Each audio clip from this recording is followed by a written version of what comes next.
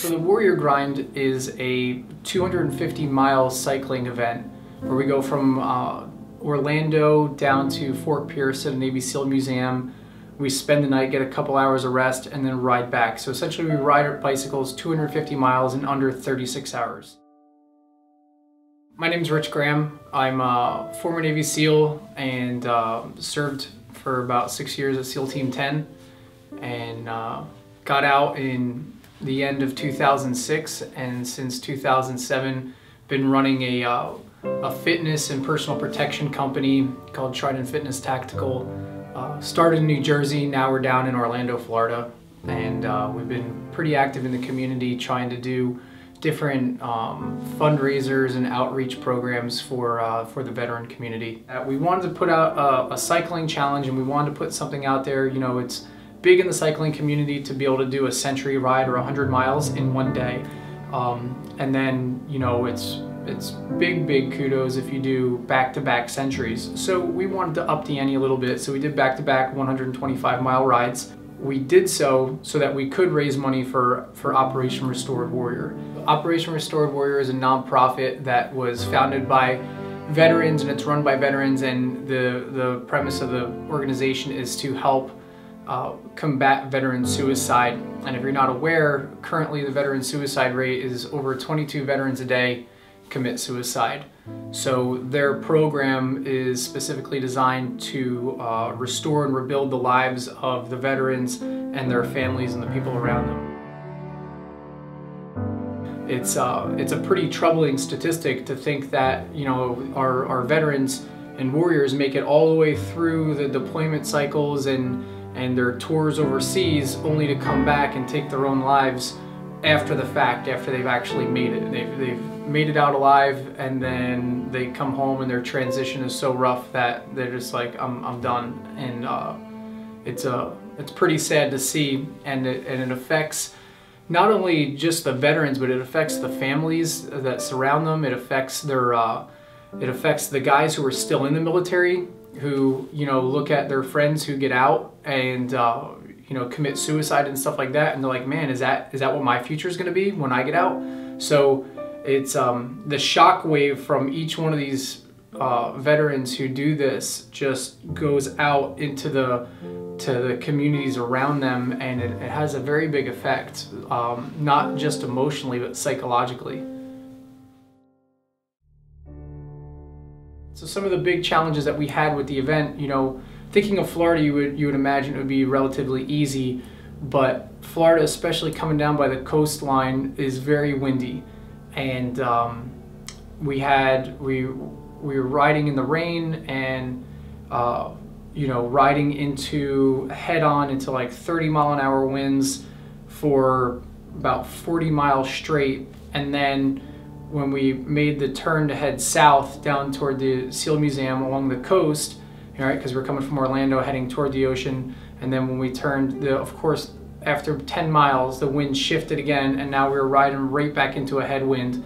So the wind on the first day of the event just made it absolutely grueling. We had guys there who compete in Ironmans, and when we got to the SEAL Museum at the end of the day, they were like, man, that was a hard day of riding. And I was like, oh, okay, cool. So I'm not just being a total pansy about this. That was hard. And they're like, yeah, that was really hard. The last 12.5 miles was really exciting. We had some different organizations come out and help with the last 12 miles of the ride, making it, you know, like a motorcade or a convoy, you know, escorting us back into the after party where we were going to celebrate, you know, the achievements of the event.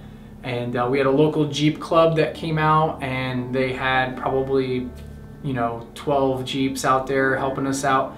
We also had a veterans motorcycle club come out, and these guys were awesome. They were blocking all the traffic and everything for us.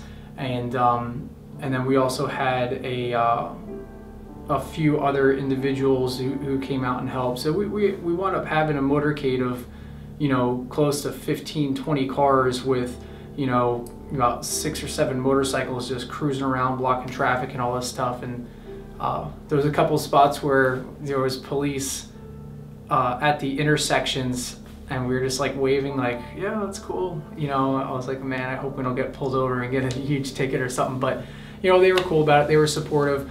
And it was really exciting to have for the end of the event. It was really exciting for the other riders who this is their first time coming out for this, and you know, this is probably, you know, for some of these people, this is the biggest challenge they've ever done, you know, and it was the hardest thing they've ever done.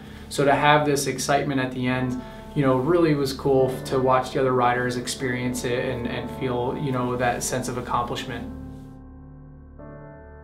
I went to Operation Restored Warrior with the idea that I was going to just go there and experience it so that I could help raise money for it, so I understood what it was that I was supporting. And I found myself, once I was actually there, I learned a lot about my life and how I perceive things and react to things and my spirituality and all this. And I was just going there to be more of like a spectator, and you know, I got a lot of clarity in my life by going through the program. One of the things that makes Operation Restored Warrior so powerful is it's a spiritually based organization, and the concepts that they bring to the table when working with these veterans is extremely effective. Actually, they've had over 600 veterans go through their program, and not one person has come out of there and committed suicide after going through the program. When I was in the SEAL teams, I wasn't spiritual really or religious at all. You know, I even have tattoos on my lower legs with demons' hands like pulling me down into hell, because that's where I was emotionally and mentally at the time, by the time I was finishing up my time in the SEAL teams. So for me, the spiritual jump that I made coming through that program personally was huge. A lot of the bigger companies don't want to pick sides and go with a spiritually based nonprofit because they're afraid of how that's going to, you know, affect their numbers from a customer base, you know, because they're picking sides. So most of the fundraising that we've been doing has been at a grassroots level, and it's been very effective. And we've had a lot of people get on board. And the other thing with it too is it's a young organization. You know, they've been around for about six or 7 years now. So they're starting to really get some traction now that they have a track record that goes, look, dude, we've had over 600 people go through this, and then we've had 100% success. I don't know of, and I don't think there is, a single other nonprofit organization out there that's doing this type of therapy with veterans that's had that percentage success rate. And even though the numbers, you know, prove that it's working, even organizations like the VA have been hesitant to this point of giving it funding because it has a spiritual aspect to it. 22 veterans a day is a very, very troubling statistic, and it's unacceptable. If you're one of the veterans in that situation, if this video feels like it's speaking to you, reach out to Operation Restored Warrior for help. These are veterans helping veterans. They understand where you're coming from.